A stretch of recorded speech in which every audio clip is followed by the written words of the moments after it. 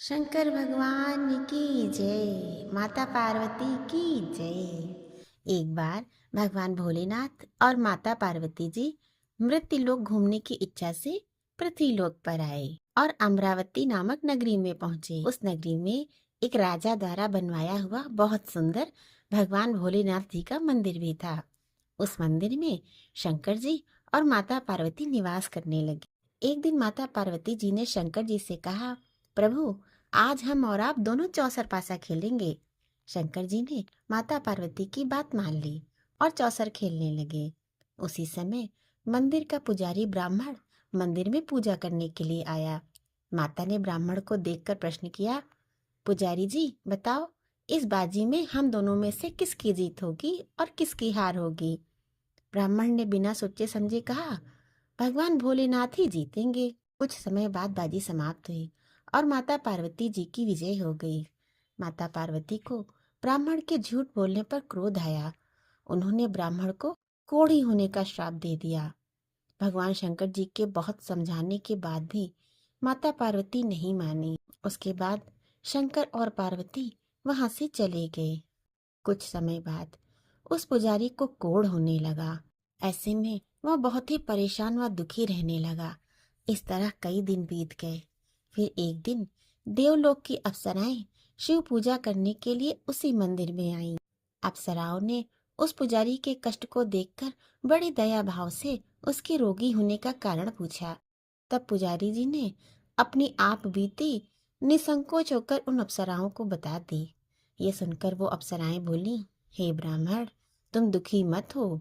भगवान भोलेनाथ जी आपके सभी कष्टों को दूर कर देंगे, परंतु तुम्हें श्रेष्ठ षोडश सोमवार के व्रत पूरी विधि विधान और भक्तिभाव से करने होंगे और 17वें सोमवार के दिन पाव सेर पवित्र गेहूं के आटे की बाटी बनाए, उसके बाद घी और गुड़ मिलाकर चूरमा बनाकर भगवान भोलेनाथ जी को प्रसाद चढ़ाना और बाकी के प्रसाद को मंदिर में उपस्थित भक्तों को बांट देना।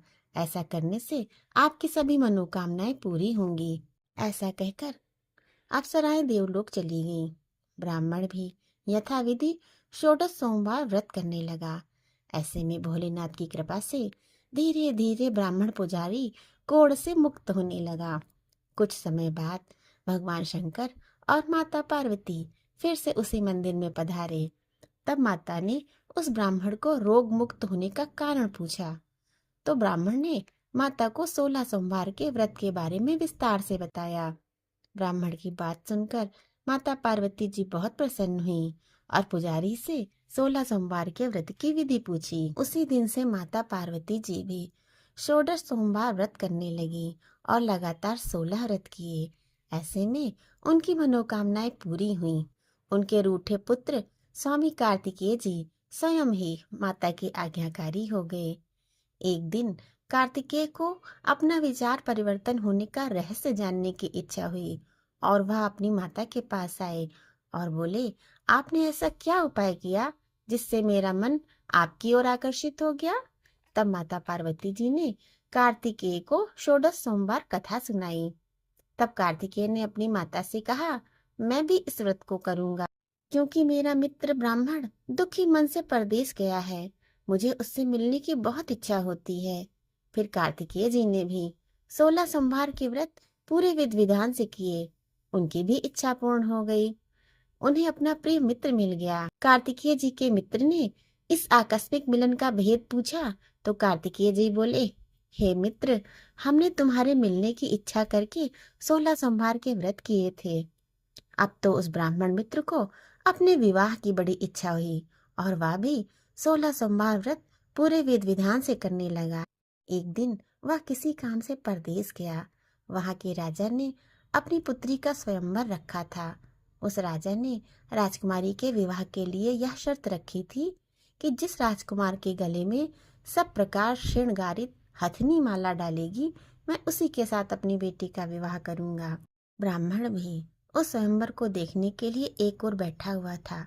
उसी समय हथनी वहां पर आई और उसने उस ब्राह्मण के गले में जयमाला डाल दी।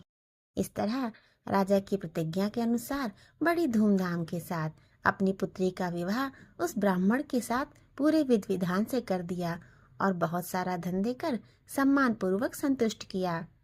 एक दिन राजकुमारी ने अपने पति से पूछा, हे प्राणनाथ, आपने ऐसा कौन सा पुण्य किया है जो हथनी ने सभी राजकुमारों को छोड़कर आपके गले में जयमाला डाली?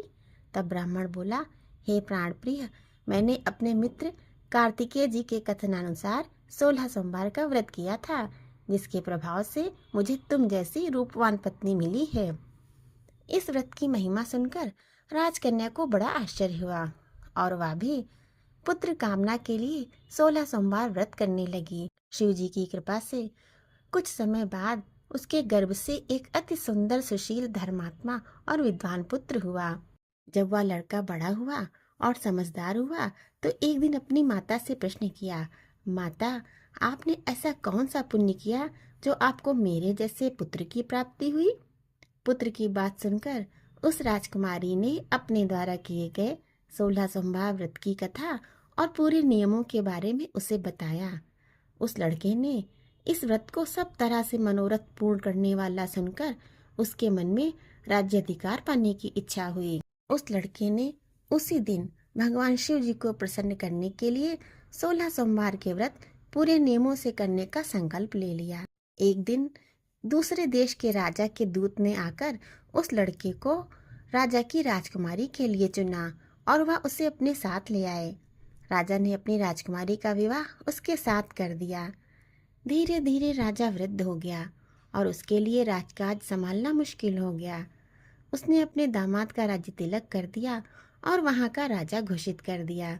इस तरह ब्राह्मण पुत्र राजा बनकर भी यह व्रत करता रहा। जब 17वां सोमवार का व्रत आया तो उसने अपनी रानी से सभी सामग्रियों सहित भगवान भोलेनाथ जी के मंदिर आने को कहा, किंतु रानी मंदिर नहीं गई और उसने अपने दास दासियों को पूजा की सामग्री लेकर मंदिर भेज दिया। राजा ने पूरे विधि विधान से भगवान शिव की पूजा करी। जब वह वहां से जाने लगा तो उसने सुना कि आकाशवाणी से एक आवाज आई।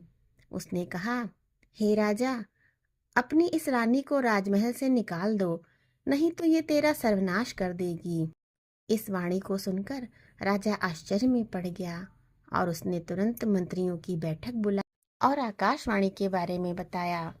मंत्री आदि सभी दुख में डूब गए, क्योंकि जिस कन्या के साथ राज्य मिला है, राजा उसी को राज्य से निकालने का जाल रच रहा है। ये कैसे हो सकता है? अंत में राजा ने रानी को अपने राजमहल से निकाल दिया। रानी दुखी हृदय से अपने भाग्य को कोसती हुई अपने राज्य से बाहर चली गई। बिना चप्पलों के और फटे वस्त्र पहने, भूखी प्यासी, धीरे धीरे चलकर एक नगर में जा पहुंची। उस नगर में एक बुढ़िया रोज सूत काट कर बेचने जाती थी। रानी की करुण दशा देख बुढ़िया बोली, तू मेरे साथ चल, मेरे सूत बिकवा दे, मैं वृद्ध हूँ, भाव नहीं जानती हूँ। ये सुनकर रानी बुढ़िया के सिर से सूत की गठरी उतारकर अपने सिर पर रख ली। अचानक से आंधी आई और बुढ़िया के सभी सूत हवा में उड़ गए। बेचारी बुढ़िया बहुत पछताई और रानी से कहा, दूर रहना मेरे से। अब रानी एक तेली के घर गई और काम मांगने लगी। अचानक से उस तेली के सभी मटके शिव जी के प्रकोप से चिटक गए। ऐसी दशा देख उस तेली ने भी रानी को अपने घर से निकाल दिया। इस प्रकार रानी अत्यंत दुख पाती हुई एक नदी के तट पर गई तो देखा कि नदी अचानक सूख गई। उसके बाद रानी एक वन में गई। वहां जाकर उसने एक सरोवर देखा।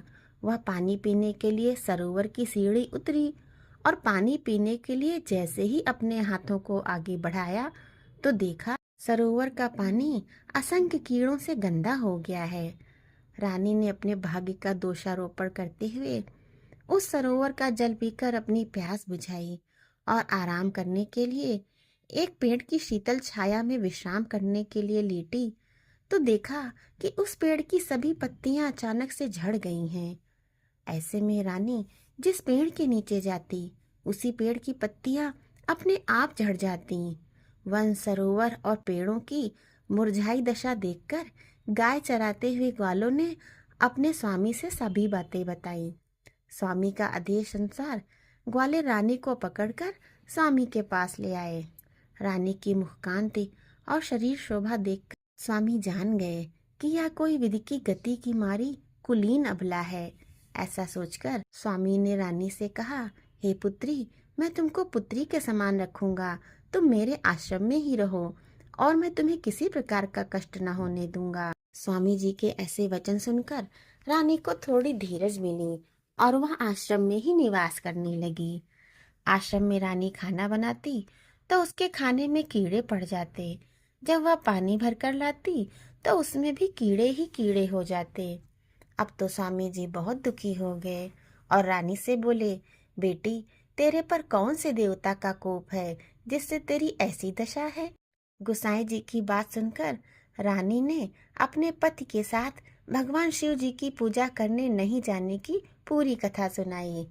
रानी की बात सुनकर स्वामी जी ने उसे इस कोप से मुक्त होने के लिए 16 सोमवार व्रत की कथा पूरे विधि विधान से करने को कहा। स्वामी जी की बात सुनकर रानी प्रत्येक सोमवार का व्रत पूरे नियम से करने लगी।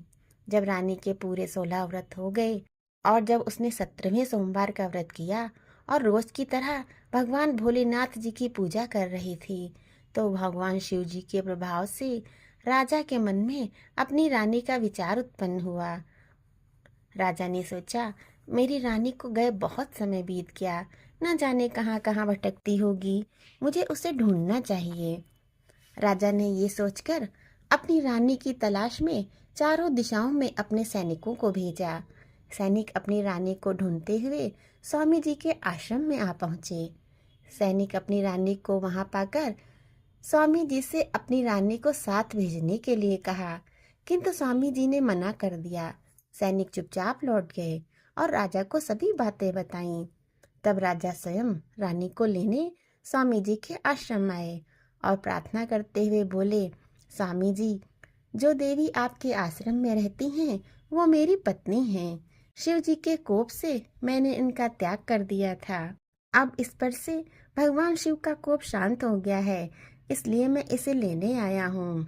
स्वामी जी ने राजा के वचनों को सत्य समझकर रानी को राजा के साथ जाने की आज्ञा दे दी। राजा रानी भगवान भोलेनाथ की कृपा से सभी प्रकार के सुख भोगते हुए और 16 सोमवार व्रत की कथा करते रहे। अंत समय में अनेक प्रकार के सुख भोगते हुए शिवपुरी को पधारे।